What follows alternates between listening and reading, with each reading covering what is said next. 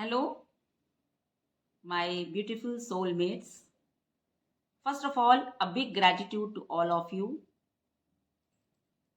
It is my deep soul voice.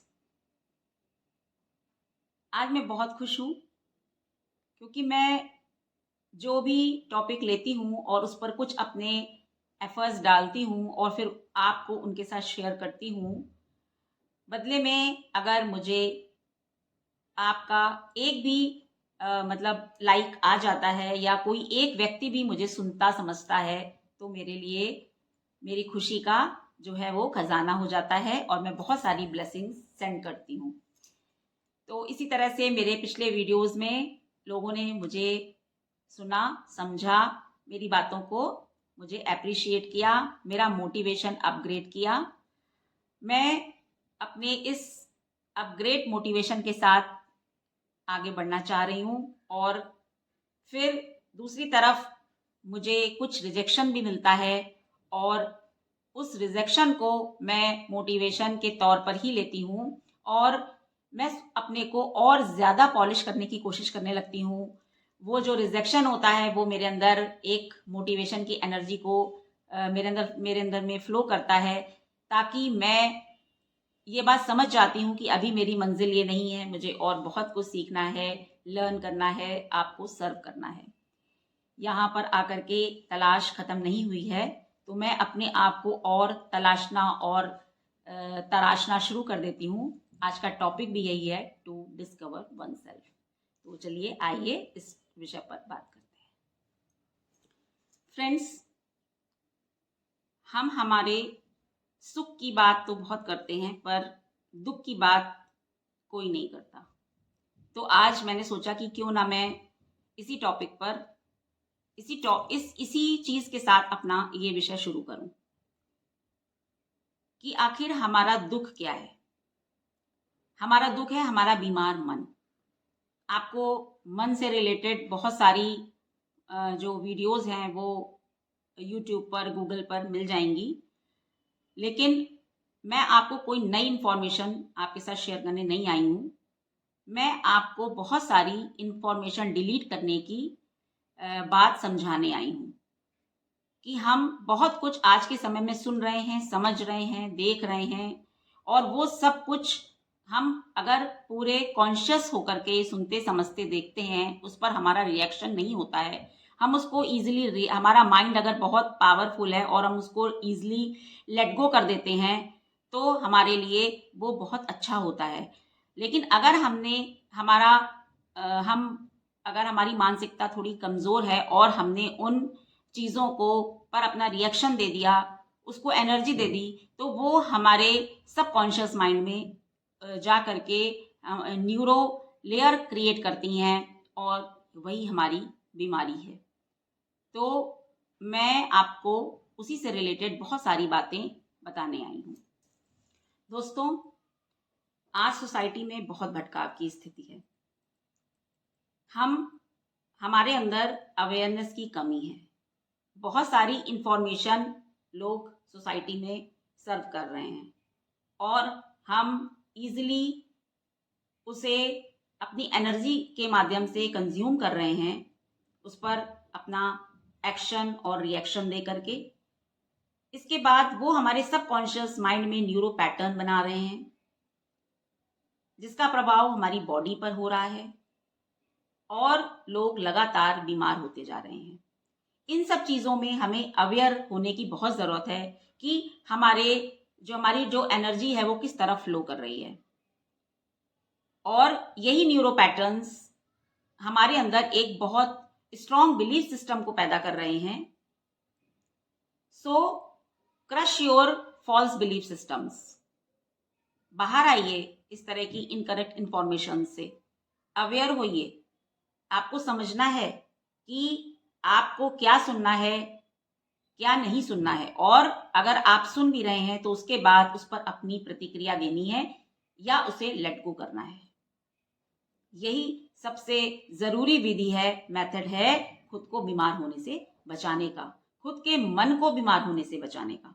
और जब मन बीमार नहीं होगा तो बॉडी अपने आप ही हेल्दी रहेगी। दोस्तों, अब बात समझने की ये है कि हमें अपनी स्किल को इम्प्रूव भी करना है, अपनी पर्सनैलिटी को अपग्रेड भी करना है और समय के साथ अलाइन भी होना है और बहुत सारा मोटिवेशन भी चाहिए। तो हम किन चीज़ों को हम सुने, किन इंफॉर्मेशंस को हम ग्रहण करें, ये समझने के लिए हमें जो है वो स्किल अपने अंदर एक स्किल को लर्न करना होगा और किसी भी चीज के प्रभाव से अपने आप को कैसे बचाएं, ये हमें समझना होगा। चीज के प्रभाव से, लोगों के प्रभाव से, बातों के प्रभाव से, परिस्थितियों के प्रभाव से अपने आप को, जो ये हमारे सामने आएंगी, उनको हम कैसे अपने आप को उससे बचाएं। तो इसके लिए एक छोटी सी विधि है, उसको हम फॉलो करते हैं। तो पहले समझते हैं। अगर आपको किसी भी चीज, सबसे पहले आप ये समझिए कि अगर आपको किसी भी इंफॉर्मेशन के बाद अपने अंदर एक डर का या एक चिंता का भाव आपके अंदर जनरेट हो रहा है, तो आप समझ लीजिए कि वो एक नेगेटिव इंफॉर्मेशन है। उसको तुरंत लेट गो कर दीजिए और उसको नॉर्मली लेकर के उसको वहीं पर छोड़ दीजिए। तो सबसे पहली चीज तो किसी भी बात को सुनने के बाद उसके भाव को पकड़ना नहीं है, उसके भाव को छोड़ देना है। यही हमारी जीत है कि हमें किसी भी चीज के प्रभाव में नहीं आना है। दोस्तों, हम अब साइंस की लैंग्वेज में थोड़ा सा इन चीजों को समझते हैं कि जो हमारा मन है या जो हमारा माइंड है, उसके 3 पार्ट्स होते हैं। एक है कॉन्शियस चेतन मन, सबकॉन्शियस अवचेतन मन और अनकॉन्शियस मन, यानी कि जो माइंड का डस्टबिन होता है, अचेतन मन। तो सबसे पहले हमारे अंदर जो भी थॉट्स जनरेट हो रहे हैं वो हमारे कॉन्शियस माइंड में हो रहे हैं। मान लीजिए हमने कोई इंफॉर्मेशन सुनी और अगर उसमें हमने समझने की कोशिश करी और उसमें अगर हमें कहीं पर भी कोई नेगेटिविटी लग रही है, नेगेटिविटी मीन्स उसको सुन करके हमारे अंदर डर या चिंता की एनर्जी क्रिएट हो रही है, तो हमें तुरंत उसको लेट गो कर देना चाहिए।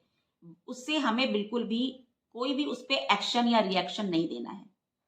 तो इस तरह से हम उस के जो हमारे जो उस वो थॉट जो होगा उसको एनर्जी नहीं मिलेगी और वो हमारे सबकॉन्शियस माइंड में जाकर के उसके न्यूरो पैटर्न्स नहीं बनेंगे। अब क्या होता है कि हमारे सबकॉन्शियस माइंड को ये नहीं पता है कि क्या चीज सही है और क्या गलत है। बस हम जिस चीज पे भी अपना एक्शन या रिएक्शन देते हैं, वो चीज जाकर के हमारे सबकॉन्शियस माइंड में फिट हो जाती है, वहां पर जाकर के स्टोर हो जाती है और बाद में वही ख्याल हमारे दिमाग में घूमते रहते हैं, हमारे अंदर बेचैनी पैदा करते हैं, घबराहट पैदा करते हैं, हमें डराते हैं, चिंता हमारे अंदर क्रिएट करते हैं और हम बार बार अगर उनके प्रभाव में आते रहते हैं तो उनके न्यूरो पैटर्न्स लगातार मजबूत होते जाते हैं और वो हमारे माइंड से धीरे धीरे हमारी बॉडी पर इफेक्ट करने लगते हैं और हमें बहुत तरीके की बीमारियां होने लगती हैं। तो सबसे पहले तो हमें नेगेटिव विचारों को अपने अंदर पैदा नहीं होने देना है। अगर हम किसी नेगेटिव इंफॉर्मेशंस को सुन रहे हैं, किसी नेगेटिव स्थिति परिस्थिति में है या कोई भी नेगेटिव बात है या नेगेटिव लोग हैं, तो हमें प्रभावित नहीं होना है, इफेक्ट उसका अपने ऊपर नहीं आने देना है। और यही एक सबसे बड़ी चीज है कि हमें सबसे पहले उसके प्रभाव से बचना है।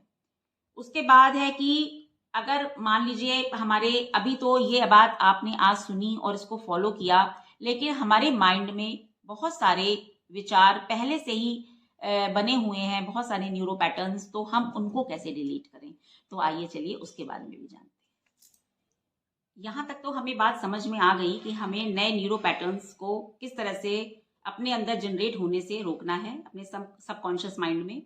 इसी तरह से हमारे सबकॉन्शियस माइंड में पहले से ही न्यूरो पैटर्न्स का जो एक जाल बना हुआ है, जिसे हमें तोड़ना है और उससे बाहर आना है। फॉल्स जो हमारे बिलीफ सिस्टम है उनको क्रैक करना है, उनको ब्रेक करना है, उनको क्रश करना है और उनको उखाड़ के फेंक देना है अपने अंदर से, ताकि हम एक नई विचारधारा को, एक नई लाइफ के एक पॉइंट ऑफ व्यू को अपने अंदर विकसित कर सकें, डेवलप कर सकें और जीवन को देखने का हमारा जो नज़रिया है वो बदल सके।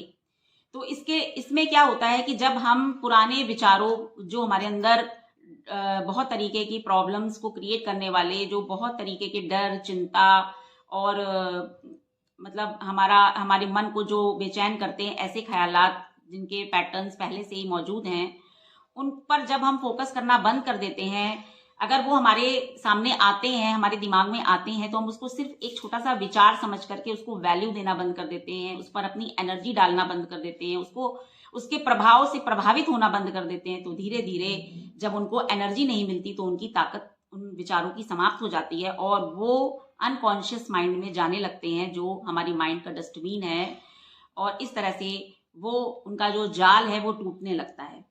तो ये होती है हमारी माइंड की ताकत। सारी बीमारी हमारे माइंड के अंदर है, हमारी बॉडी सिर्फ प्रभावित हो रही है उन ख्यालों से, उन विचारों से। तो इस तरह से अगर हम अपने पुराने बिलीफ सिस्टम्स को तोड़ देंगे और एक नया पॉइंट ऑफ व्यू लाइफ के लिए लेकर के आएंगे, तो हमें मिलेगी बहुत सारी हैप्पीनेस। और इस तरह से एक्चुअली हमारा जो पिछला टॉपिक था, हम उससे कनेक्ट हो जाते हैं कि हम बन जाएंगे मनी मैग्नेट। तो अब हम इन चीजों को समझेंगे एक एग्जाम्पल से। दोस्तों, हमारी सोसाइटी में आजकल एक बिलीफ सिस्टम फैला हुआ है हमारी हेल्थ को लेकर के, हमारी लाइफ स्टाइल और हमारी फूड हैबिट्स को लेकर के। आप लोग बहुत ध्यान से सुनिएगा। अगर आपको मेरी बात सुन करके डर की या चिंता की फीलिंग आती है, कोई ऐसी एनर्जी आपके अंदर क्रिएट होती है, तो आप उसको लेट गो कर दीजिएगा। और अगर आपकी कोई डर, चिंता दूर हो रही है मेरी बातों को सुन करके, तो आप उसको एक्सेप्ट जरूर करिएगा, उसको एक्सेप्टेंस की एनर्जी जरूर दीजिएगा। तो आजकल बहुत सारे वीडियोस में हमें कुछ फूड हैबिट्स के बारे में बताते हैं। जैसे हमें बोलते हैं कि बहुत सारी सफ़ेद चीज़ें मत खाइए, सफ़ेद आटा, सफ़ेद नमक, सफ़ेद दूध, दूध से बनी हुई चीज़ें, ये सब हमारी बॉडी को खराब कर रही हैं। फिर दूसरी चीज़ है कि आप 6 बजे शाम को ही खाना खा लीजिए, उसके बाद आप कुछ भी मत खाइए। फिर एक चीज़ है कि आप मीठा, तला, चिकना ये सब बिल्कुल बंद कर दीजिए, यानी जिंदगी जीना छोड़ दीजिए। उसके बाद है कि आपका रात में खाया हुआ खाना डाइजेस्ट ही नहीं होगा। उसके बाद है कि आप प्याज, लहसुन मत खाइए, नहीं तो आप सात्विक भाव आपके अंदर पैदा कम होंगे, या अगर पैदा होंगे भी तो ये जो तामसिक चीजें हैं ये आप पर इफेक्ट करेंगी और आपकी जो आध्यात्मिक जर्नी है उस पर बाधा बनेंगी। तो आप बिल्कुल पूरी तरह से प्याज लहसुन खाना छोड़ दीजिए। तो वगैरह वगैरह इस तरीके के बहुत सारे वीडियोस जो हैं आपको यूट्यूब पर या बहुत जगह मिल जाएंगे। इंस्टाग्राम पर भी आजकल बहुत कुछ चल रहा है। तो मैं इसी का मैं ब्रेक करने के लिए आपसे कहूँगी, क्योंकि ये सारी बातें हमारे अंदर सिर्फ डर, चिंता और इस तरीके की एनर्जी को जनरेट कर रही हैं। हमारे जो पूर्वज थे वो ये सब खाते चले आए हैं, वो हमसे ज़्यादा हेल्दी थे। आजकल हम जितना ज़्यादा परहेज कर रहे हैं, लेकिन हमारी बॉडी पर वो चीज़ें फिर भी इफ़ेक्ट जो हमारी बीमारियों का है वो कम नहीं हो रहा है, क्योंकि बीमारियां मन के द्वारा जनरेट होती हैं, शरीर पर उसका प्रभाव होता है।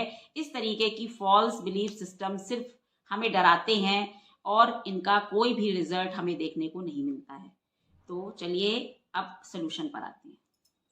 फ्रेंड्स, हमें इस चीज का सोल्यूशन ढूंढना है।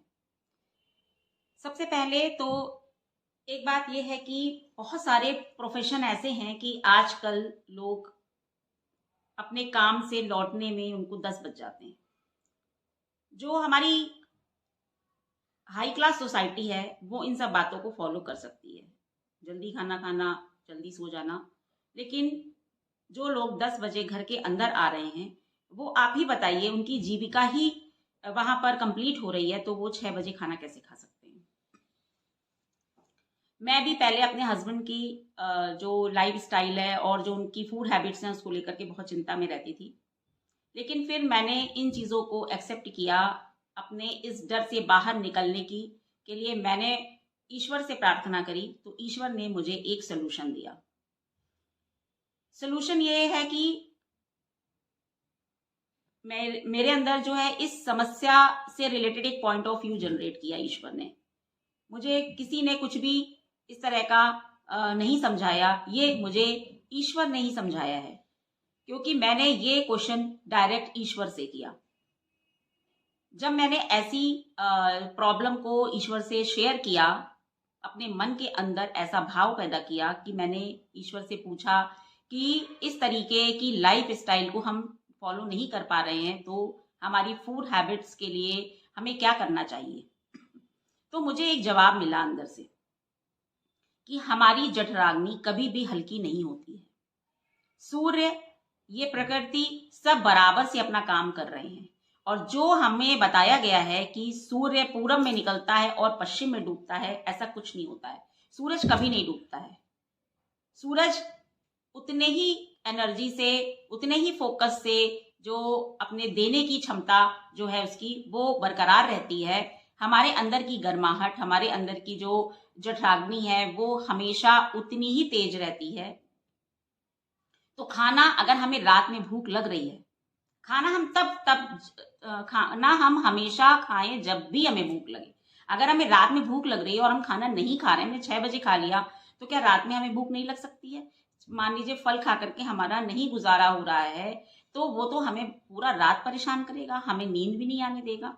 तो अगर हमको रात में भूख लग रही है तो हम खाने को एंजॉय करें।